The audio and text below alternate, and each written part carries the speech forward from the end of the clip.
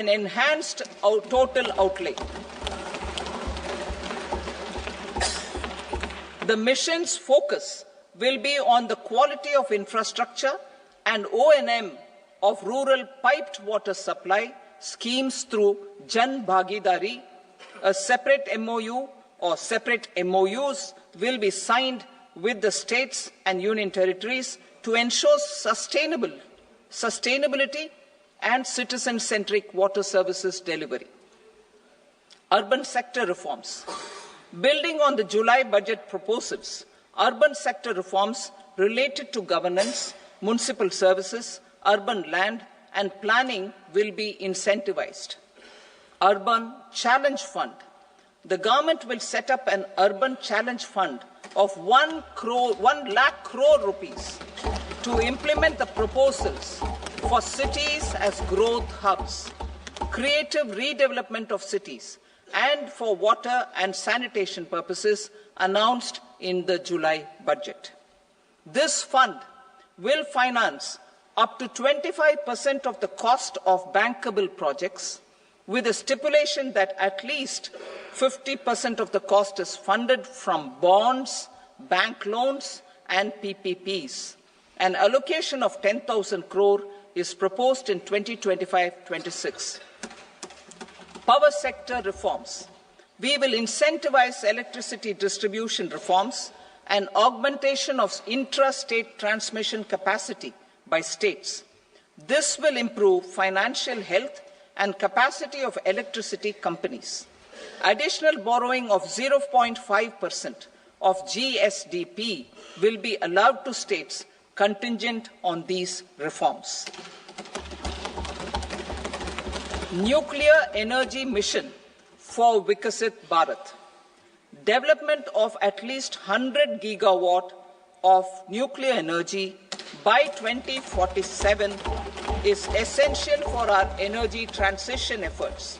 For an active partnership with the private sector towards this goal, amendments to the Atomic Energy Act and the Civil Liability for Nuclear Damage Act will be taken up.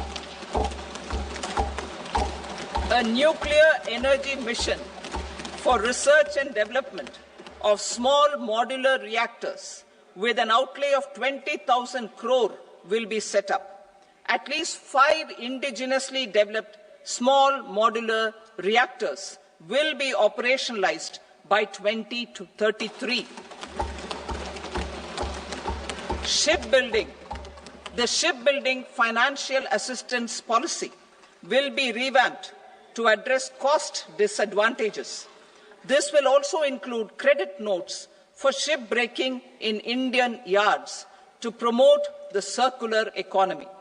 Large ships above a specified size will be included in the infrastructure harmonized master list. Shipbuilding clusters will be facilitated to increase the range, categories and capacity of ships. This will include additional infrastructure, facilities, skilling and technology to develop the entire ecosystem. Maritime Development Fund. For long-term financing for the maritime industry, a Maritime Development Fund with a corpus of 25,000 crore rupees will be set up. This will be for distributed support and promoting competition. This will have up to 49% contribution by the government, and the balance will be mobilized from ports and from private sector. UDAN regional connectivity schemes. UDAN has enabled 1.5 crore middle-class people to meet their aspirations for speedier travel. The scheme has connected 88 airports, and operationalized 619 routes. Inspired by that success, a modified UDAN scheme will be launched to enhance regional connectivity to 120 new destinations and carry 4 crore passengers in the next 10 years. 4 crore additional passengers in the next 10 years. The scheme will also support helipads and smaller airports in hilly, aspirational and northeast regional districts. Greenfield airports will be facilitated in Bihar to meet the future needs of the state. These will be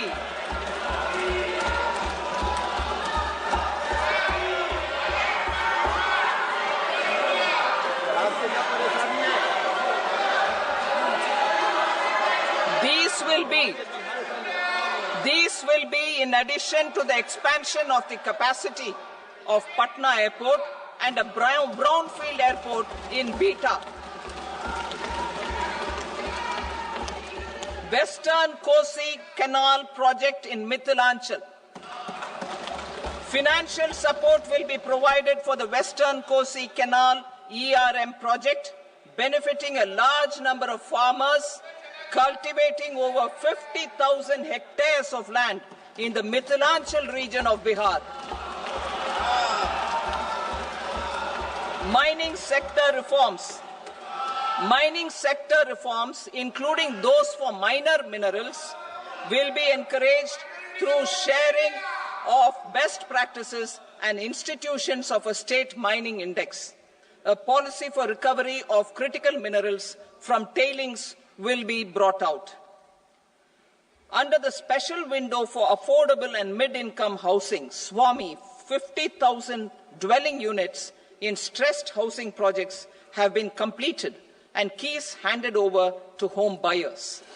Another 40,000 units will be completed in 2025, further helping middle-class families who were paying EMIs on loans taken for apartments while also paying rent for their current dwellings.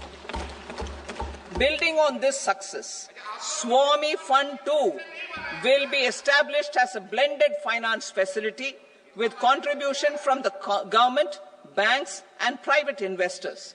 This fund of 15,000 crore rupees will aim for expeditious completion of another 1 lakh units. PM Gati Shakti data for private sector. For furthering PPPs and assisting the private sector in project planning, access to relevant data and maps from the PM Gati Shakti portal will be provided. Tourism for employment-led growth. Top 50 tourist destination sites in the country will be developed in partnership with states through a challenge mode. Land for building key infrastructure will have to be provided by the states.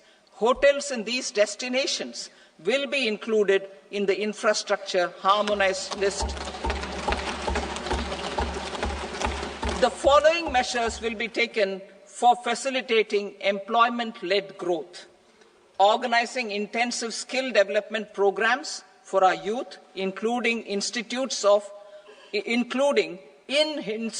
of hospitality management. Providing mudra loans for homestays. Improving ease of travel and connectivity to tourist destinations.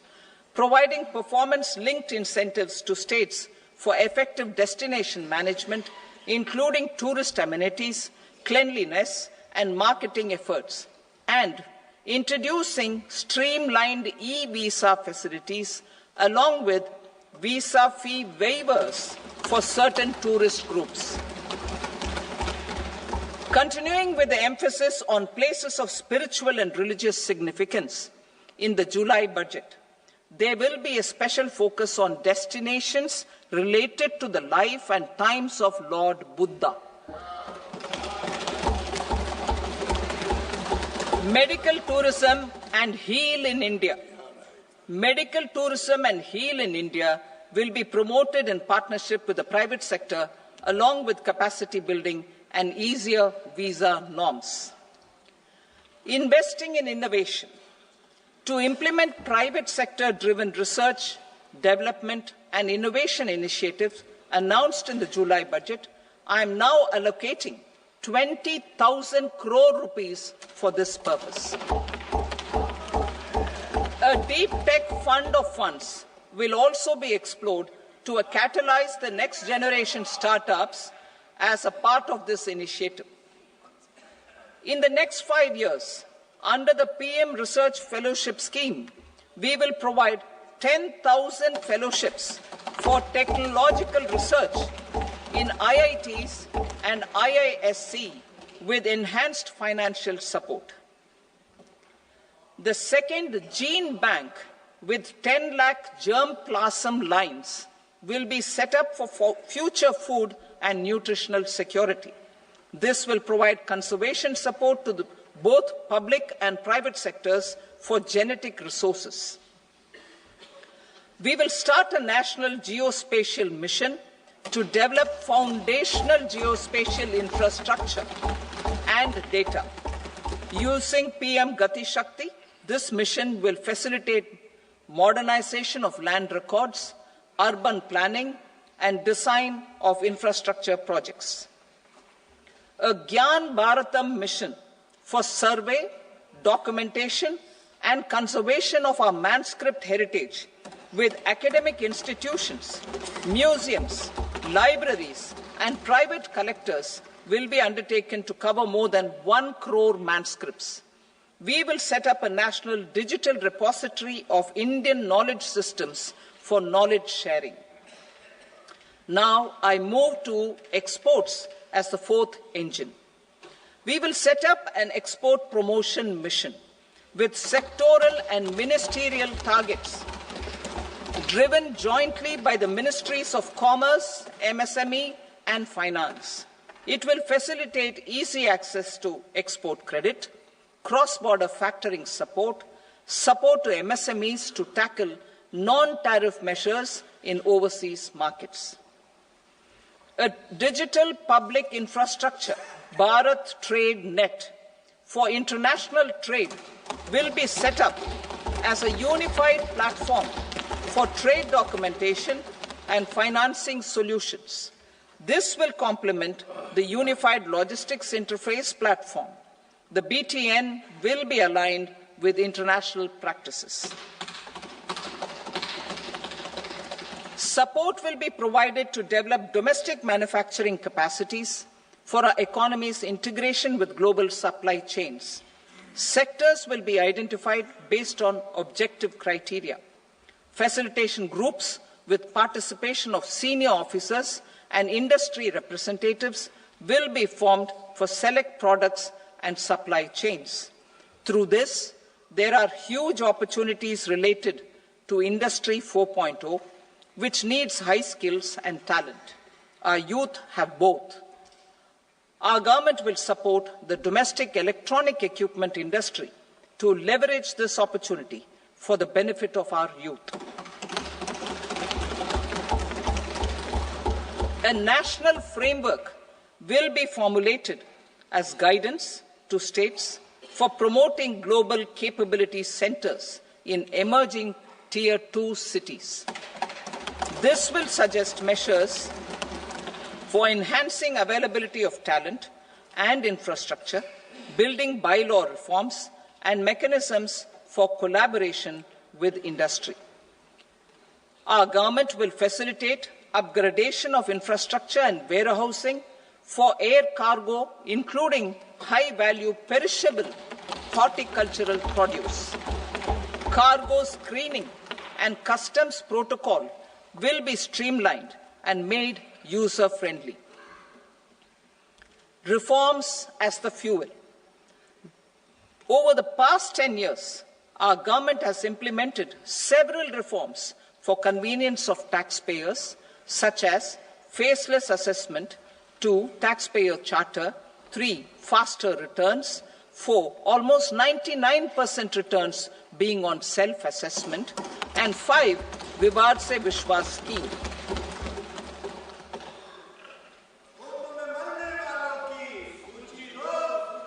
Continuing these efforts, I reaffirm the commitment of the Tax Department to trust first, scrutinize later. I also propose to introduce the new income tax bill next week. I will detail the indirect tax reforms and changes in direct taxes in Part B. financial sector reforms. The FDI limit for the insurance sector will be raised from 74 to 100%. This enhanced limit will be available for those companies which invest the entire premium in India. The current guardrails and conditionalities associated with foreign investment will be reviewed and simplified. The services of India Post Payment Bank will be deepened and expanded in rural areas. NABFID will set up a partial credit enhancement facility for corporate bonds for infrastructure. Public sector banks will develop Grameen Credit Score Framework to serve the credit needs of SHG members and people in rural areas. A forum for regulatory coordination and development of pension products will be set up. To implement the earlier announcement on simplifying the KYC processes, the revamped Central KYC Registry will be rolled out in 2025.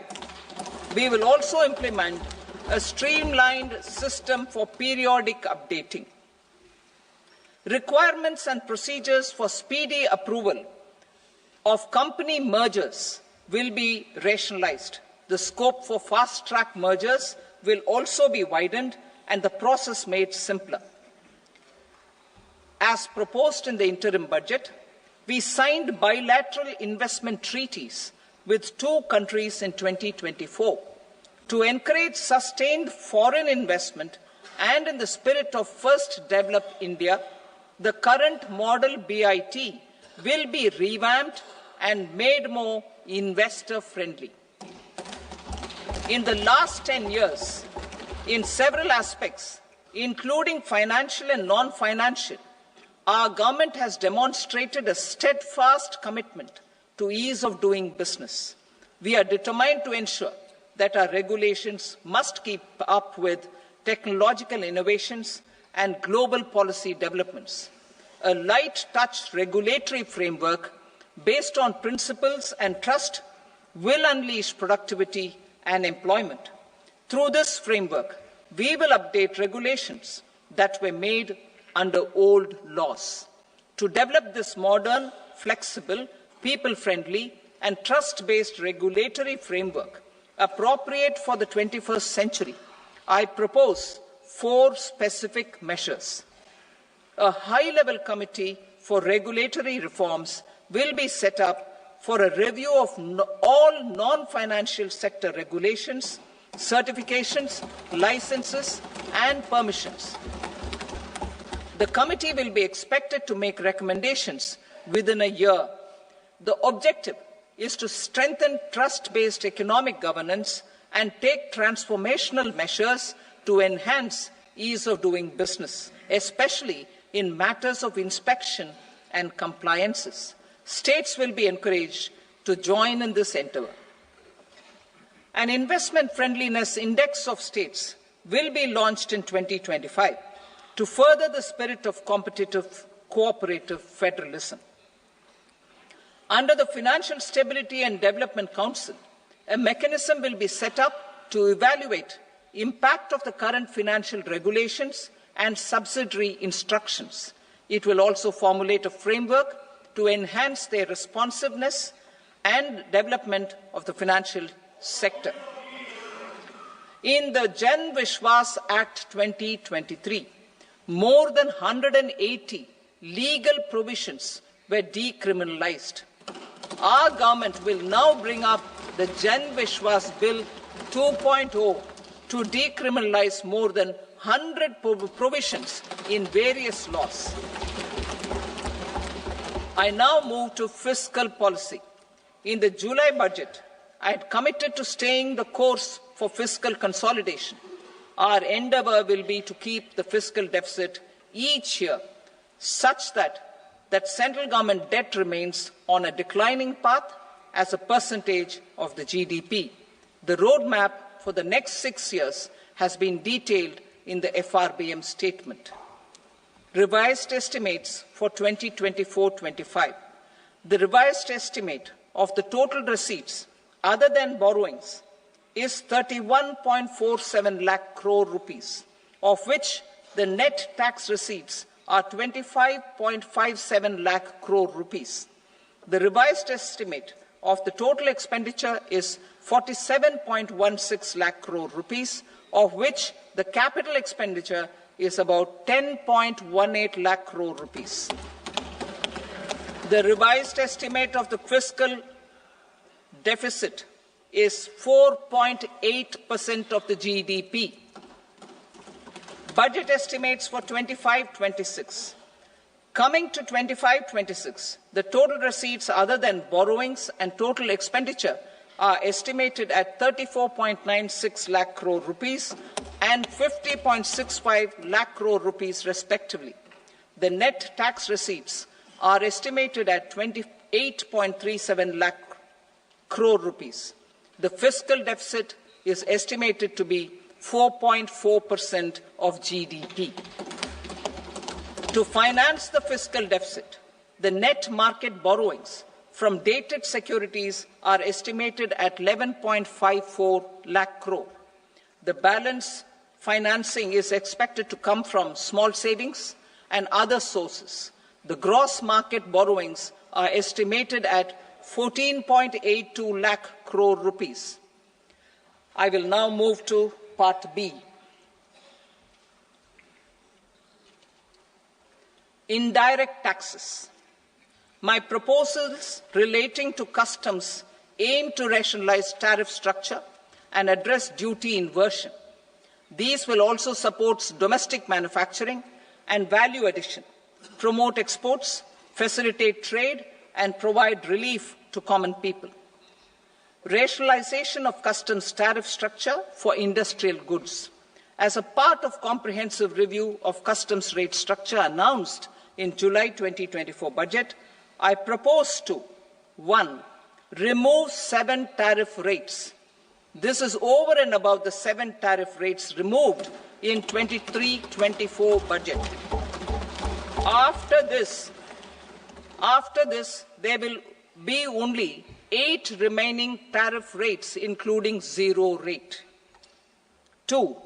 Apply appropriate cess to broadly maintain effective duty incidence, except on a few items where such incidence will reduce marginally. 3. Levy not more than 1 cess or surcharge. Therefore, I propose to exempt social welfare surcharge on 82 tariff lines that are subject to a cess. I shall now take up sector-specific proposals. To provide relief to patients, particularly those suffering from cancer, rare diseases, and other severe chronic diseases, I propose to add 36 life-saving drugs and medicines to the list of medicines fully exempted from basic custom duty.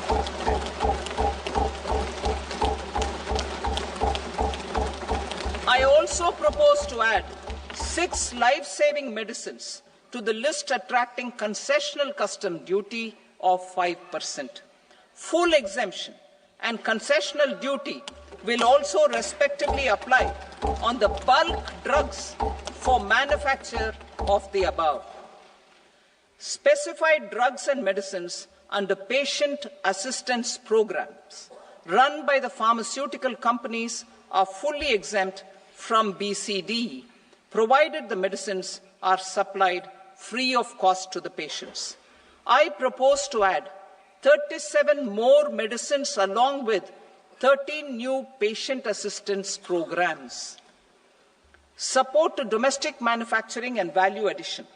Critical minerals. In the July 2024 budget, I had fully exempted BCD on 25 critical minerals that are not domestically available. I had also reduced BCD of 2 other such minerals to provide a major fillip to their processing, especially by MSMEs. Now, I propose to fully exempt cobalt powder and waste, the scrap of lithium-ion battery, lead, zinc, and 12 more critical minerals. This will help secure the availability for manufacturing in India and promote more jobs for our youth.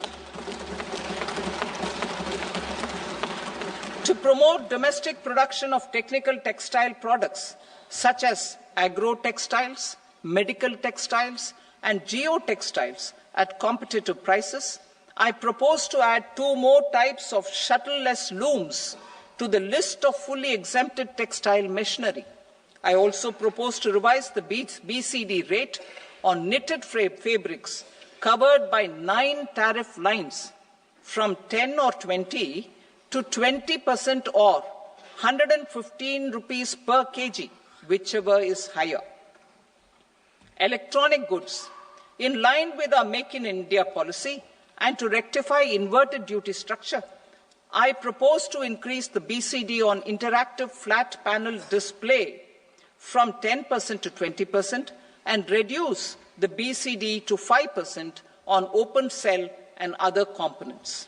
In 23-24 budget, for the manufacture of open cells of LCD, LED TVs, I had reduced the BCD on parts of open cells from 5% to 2.5%.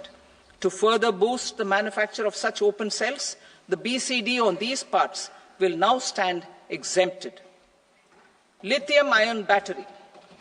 To the list of exempted capital goods, I propose to add 35 additional capital goods for EV battery manufacturing and 28 additional capital goods for mobile phone battery manufacturing. This will boost domestic manufacture of lithium-ion batteries, both for mobile phones and for electric vehicles. Shipping sector. Considering that shipbuilding has a long gestation period, I propose to continue the exemption of BCD on raw materials, components, consumables, or parts for the manufacture of ships for another 10 years.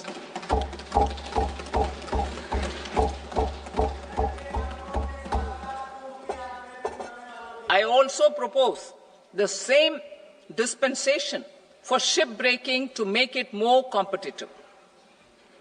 Telecommunication. To prevent classification disputes, I propose to reduce the BCD from 20% to 10% on carrier-grade Ethernet switches to make it at par with non-carrier-grade Ethernet switches. Export promotion. To facilitate exports of handicrafts, I propose to extend the time period for export from 6 months to 1 year, further extendable by another 3 months if required.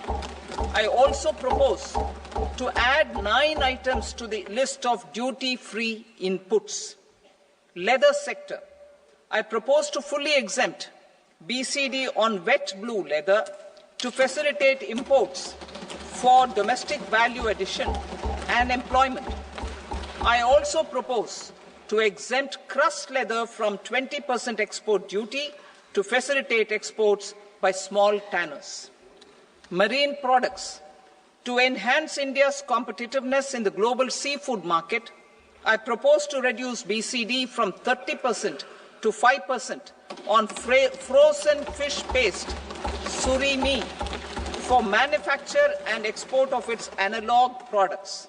I also propose to reduce BCD from 15% to 5% on fish hydrolysates for manufacture of fish and shrimp feed. In July 2024 budget, to promote development of domestic MROs for aircraft and ships, I had extended the time limit for export of foreign origin goods that were imported for repairs from 6 months to 1 year and further extendable by 1 year. I now propose to extend the same dispensation for railway goods. Time limit for provisional assessment.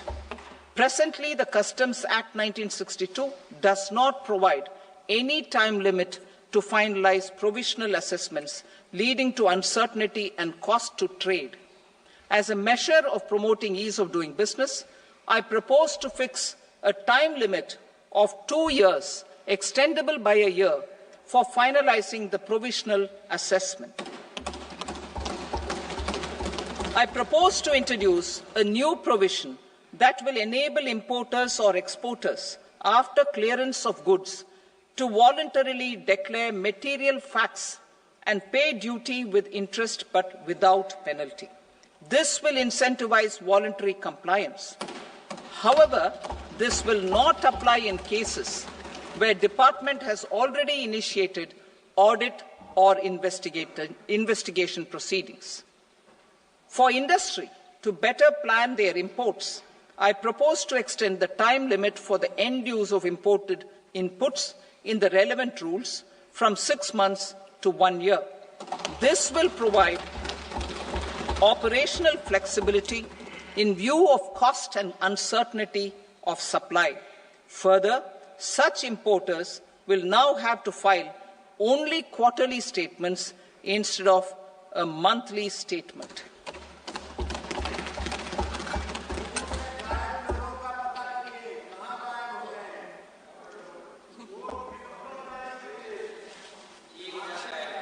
I now come to my direct tax proposals. In Part A, I have briefly underlined taxation reforms as one of key reforms to realize our vision of Vikasit Bharat. In respect of criminal law, our government had earlier ushered in Bharatiya Nyaya Sanhita, replacing Bharatiya Danda Sanhita. I am happy to inform this august House and the country that for new income tax bill will carry forward the same spirit of Nyaya in its drafting as well. The new bill will be clear and direct in text, with close to half of the present law in terms of both chapters and words. It will be simple to understand for taxpayers and tax administrators, leading to tax certainty and reduced litigation. Reforms, however, are not a destination. They are means to achieve good governance for our people and economy. Providing good governance primarily involves being responsive. The Tirukural captures this in verse 542, which reads, "Vaanokki vaazhum ulagallam, mannavan kol nokki vaazhum kudi," meaning, just as the living beings live expecting rains, citizens live expecting good governance. Our government is committed to keeping an ear to the ground and a finger on the pulse and responding while balancing our national building efforts.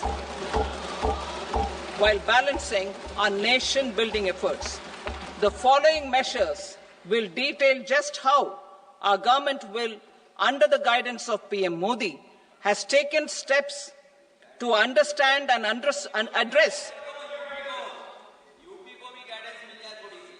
I repeat that sentence, sir.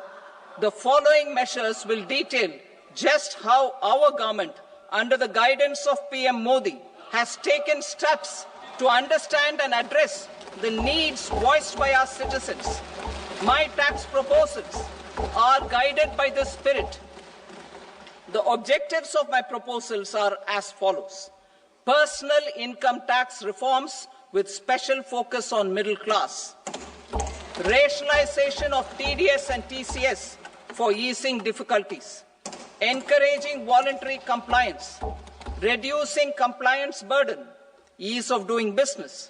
Employment and investment. I will come to my proposal on personal income tax towards the end. TDS and TCS, rationalization for easing difficulties. I propose to rationalize tax deduction at source, TDS, by reducing the number of rates and thresholds above which TDS is deducted. Further, threshold amounts for tax deduction will be increased for better clarity and uniformity. The limit for tax deduction on interest for senior citizens is being doubled from the present 50,000 rupees to 1 lakh rupees. Similarly, the annual limit of 2.40 lakh rupees for TDS on rent is being increased to 6 lakh rupees. This will reduce the number of transactions transactions liable to TDS, thus benefiting small taxpayers receiving small payments. The threshold to collect tax at source, the TCS, on remittances under RBI's liberalized remittance scheme, the LRS, is proposed to be increased from 7 lakh to 10 lakhs. I also propose to remove TCS on remittances for education purposes, where such remittances is out of a loan taken from a specified financial institution. Both TDS and TCS are being applied on any transaction related to sale of goods. To prevent such compliance difficulties, I propose to omit the TCS. I also propose that the provisions of the higher TDS deduction will now apply only in non-PAN cases. In July 2024, the delay for payment of TDS up to the due date of filing statement was decriminalized. I propose to provide the same relaxation to TCS provisions as well.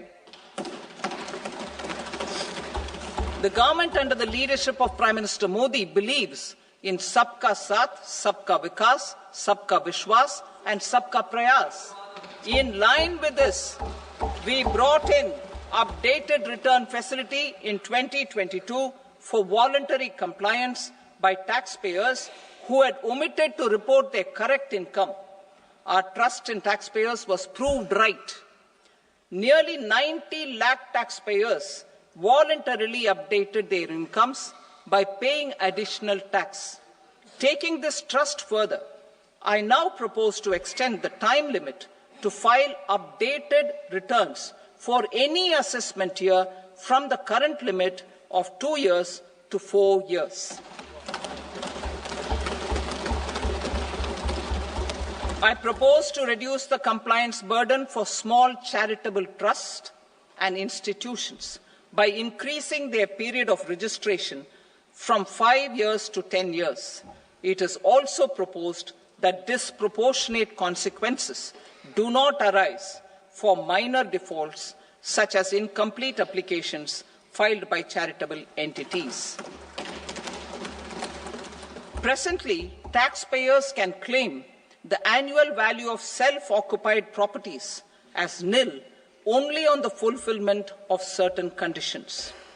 Considering the difficulties faced by taxpayers, it is proposed to allow the benefit of 2 such self-occupied properties without any condition. To streamline the process of transfer pricing and to provide an alternative to yearly examination, I propose to introduce a scheme for determining arm's length price of international transaction for a block period of 3 years. This will be in line with global best practices. With a view to reduce litigation and provide certainty in international taxation, the scope of safe harbor rules is being expanded. A number of senior and very senior citizens have very old national savings schemes accounts. As interest is no longer payable on such accounts, I propose to exempt withdrawals made from NSS by individuals on or after 29th August 2024. I am also proposing to allow similar treatment to NPS Vatsalya accounts as is available to normal NPS accounts subject to overall limits. In my speech in July 2024, I had promised that all processes, including giving effect to appellate orders, shall be digitalized and made paperless over the next 2 years. So I'm happy to announce that digitalization is being made operational now. In July 2024, we brought in the Vivad Se Vishwas scheme to resolve income tax disputes pending in appeal. The scheme has received a great response, with nearly 33,000 taxpayers having availed of the scheme to settle their disputes. I have a few proposals to promote investment and employment. It is proposed to provide a presumptive taxation regime for non-residents who provide services to a resident company that is establishing or operating an electronics manufacturing facility. I further propose to introduce a safe harbour for tax certainty for non-residents who store components for supply to specified electronics manufacturing units. Presently, the tonnage tax scheme is available only to sea-going ships. The benefits of existing tonnage tax scheme are proposed to be extended to inland vessels registered under the Indian Vessels Act 2021 to promote inland water transport in the country.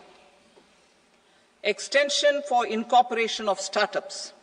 We continue to support the Indian startup ecosystem. I propose to extend the period of incorporation by 5 years to allow the benefit available to startups which are incorporated before 1/4/2030. In order to attract and promote additional activities in the IFSC, I am inter alia proposing specific benefits to ship leasing units, insurance offices, and treasury centres of global companies which are set up in IFSC.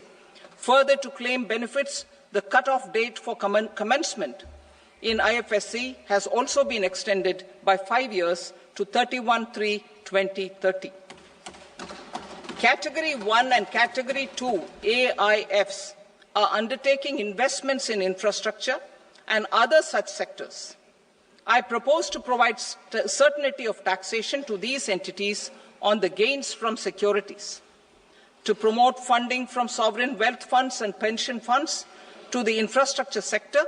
I propose to extend the date of making an investment by 5 more years up to 31st March 2030.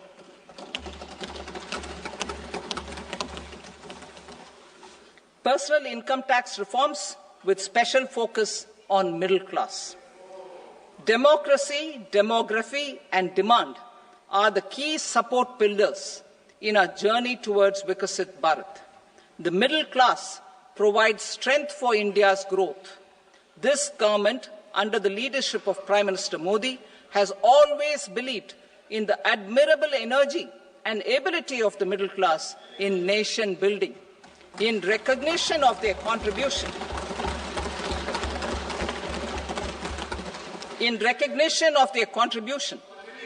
we have periodically reduced their tax burden. Right after 2014, the nil tax slab was raised to 2.5 lakhs of rupees, which was further raised to 5 lakh rupees in 2019 and to 7 lakh rupees in 2023. This is reflective of our government's trust on the middle-class taxpayers. I am now happy to announce that there will be no income tax payable up to income of 12 lakh rupees.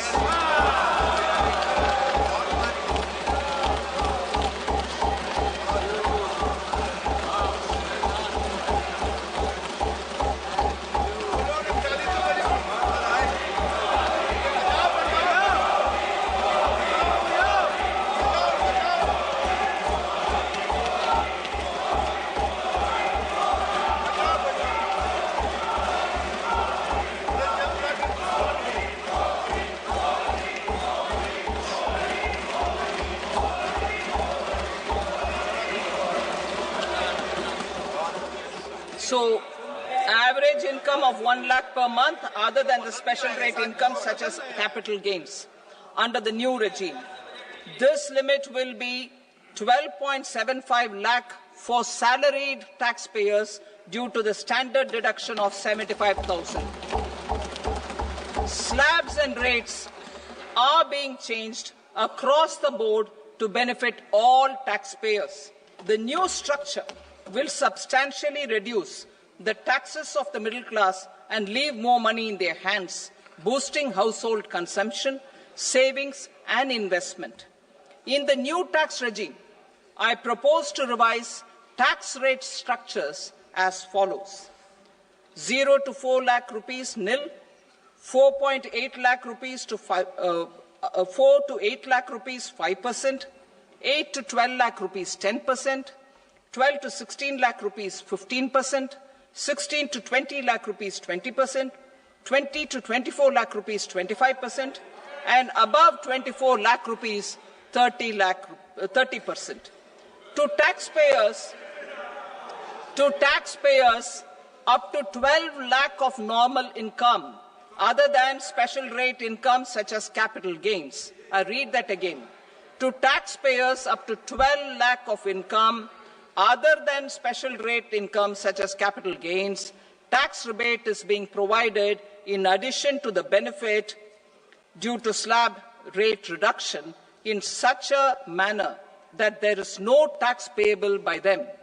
The total tax benefit of slab rate changes and rebate at different income levels can be illustrated with a few examples.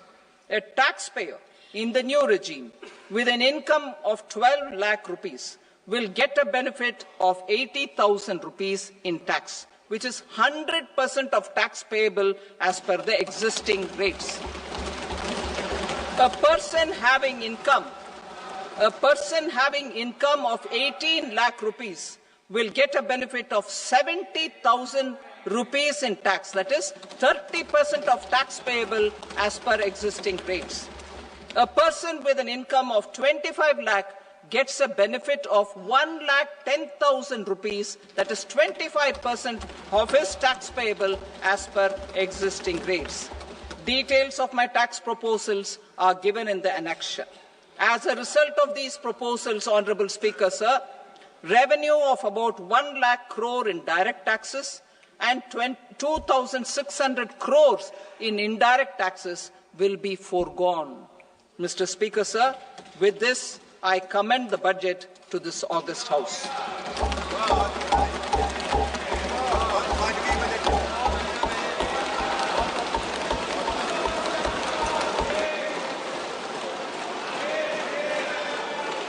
Item number 2, Srimati Nirmala Sitharaman. Sir, with your permission, I rise to lay on the table the following statements under Section 3(1) of the Fiscal Responsibility and Budget Management Act 2003. Medium-term fiscal policy cum fiscal policy strategy statement and macroeconomic framework statement. Item number 3, Srimati Nirmala Sitharaman. Sir, with your permission, I rise to move for leave to introduce the Finance Bill 2025. प्रश्न ये है कि विधेयक को पुनर्स्थापित करने की अनुमति प्रदान की जाए। जो सदस्य इसके पक्ष में हाँ कहें, जो सदस्य विरोध में ना कहें। मेरे विचार में निर्णय हाँ वालों के पक्ष में हुआ, हाँ वालों के पक्ष में अनुमति प्रदान की जाती है। माननीय मंत्री जी, अब विधेयक को पुनर्स्थापित करें। Sir, I introduce the bill. Thank you. सभा की कार्रवाई सोमवार दिनांक 3 फरवरी 2025 को प्राप्त 11 बजे तक के लिए स्थगित की जाती है।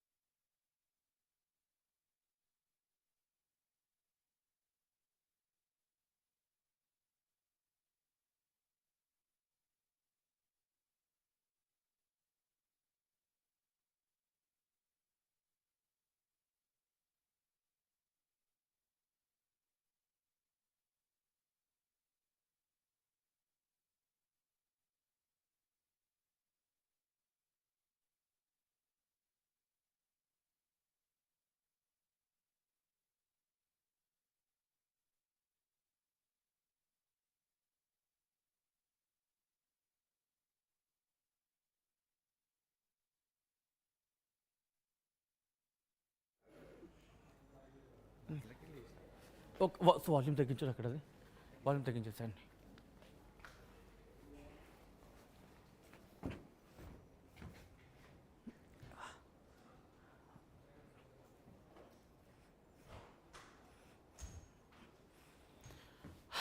Ready. Hello hello hello hello.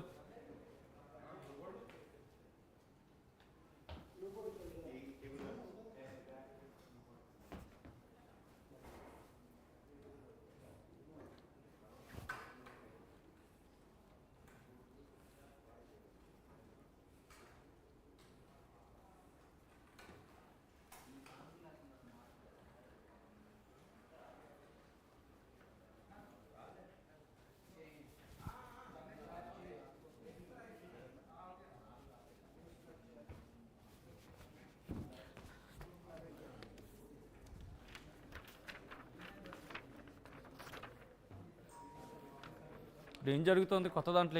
ఏం పెట్టింది అక్క? నేను అక్కడ ఉన్నా కదా అన్న, కొంచెం ఆ మీనేష్ని రమ్మని చెప్తే. మీనేష్కి ఒకసారి కాల్ చేయరా?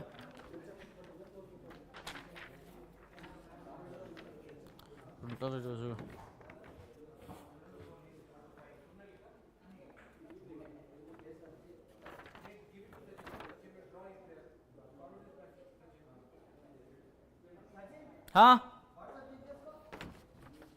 ఏంటి ఓల్డ్ న్యూ రెజ్యూమా? हाँ सर, ओल्ड तुम्हारे पास है, नया टैक्स स्लैब आ गया तुम्हारे पास. क्वेश्चन मेरा ये है, क्वेश्चन है कि 0 to 12 लाख हो गया tax free. After that 4 lakh फिर आपने एक नया स्कीम अपना खोलो, व्हाट्सएप खोलो. ये पुराना है, नया खोलो.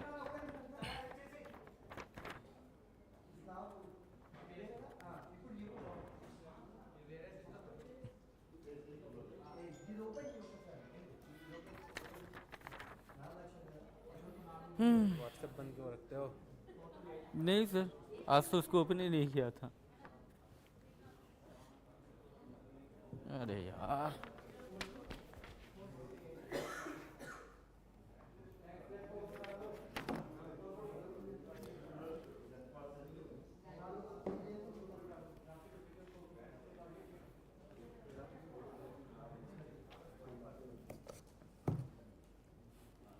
క్రాంతి గారు పంపించారా? రాలేదు ఇది.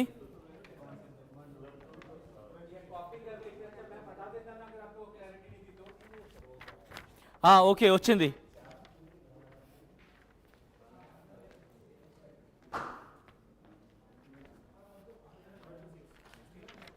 सर मिल गया सर मुझे.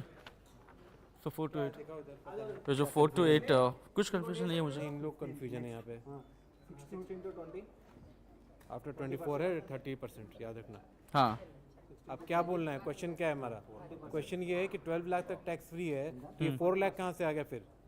हाँ 12 to 16 तब. हाँ, वो ट्रिक की है. इधर देखो, पहले ट्रिक किया है. क्या ट्रिक किया है? Old pension, old income tax regime और new income tax regime, 2 scheme चलता है इंडिया में. ठीक है ना? Old and new. ओल्ड भी रनिंग है, न्यू भी रनिंग है. जो न्यू में आएंगे 12 लाख तक टैक्स फ्री, उसके बाद साथ में टैक्स लगेगा. There is no slab. ये ओल्ड स्कीम है. कौन सा? ये जो आप देख रहे हो, ये करंटली ओल्ड स्कीम में जो लोग उनको इसी स्लैब में देना पड़ेगा. अगर आप न्यू टैक्स स्लैब में जाओगे 12 लाख तक फ्री हो जाएगा, बट बाकी सब में टैक्स लगेगा. ओके. ऐसा नहीं कि 12 lakh plus 4 lakh, it means 16 lakh tax free नहीं हुआ वो. हाँ वो ऐसा नहीं हुआ वो. नहीं तो आपको उसमें रहना है तो इसमें रहना है. ये पूछना है आपको सीए से. ओके. कि अभी अनाउंसमेंट आया, लेकिन कंफ्यूजन ये है कि इधर आइए. क्वेश्चन ये है कि 12 लाख तक टैक्स फ्री किया है, तो ये नया स्लैब जो बताया वो क्या है? क्या ये 12 लाख प्लस 4 लाख है? तो नहीं, ऐसा नहीं है. इसको समझने के लिए हम अपने सीए से बात करेंगे, पूछेंगे भी उनसे भी. ठीक है ना? मैं फ़ोनों के लिए तैयारी करा रहा हूँ. आप समझ लिए, भारत में इसमें 2 आप इनकम टैक्स की स्कीम होती है. आप कौन सा चुनना चाहते हैं? अभी भी ये अनाउंस से पहले भी, पिछले भी पहले वही था. ओल्ड स्कीम में क्या होता है? With enhanced loans from banks, UPI linked credit cards with 30,000 rupees limit and capacity building support. ये आज की बात नहीं है, ये पिछले Social security scheme for welfare of online platform workers.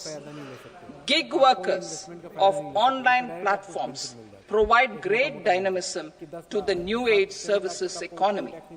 Recognizing their contribution, our government will arrange for their identity cards and registration on the e-Shram portal.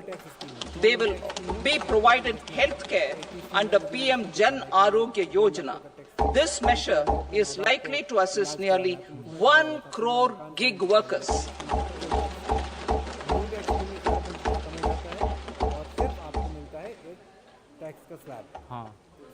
Investing in the economy.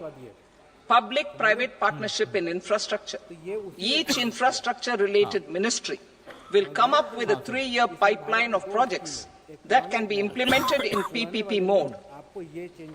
States will also be encouraged to do so and can seek support from the India Infrastructure Project Development Fund, which is a scheme to prepare PPP proposals. Support to states for infrastructure. An outlay of 1.5 lakh crore is proposed for the 50-year interest-free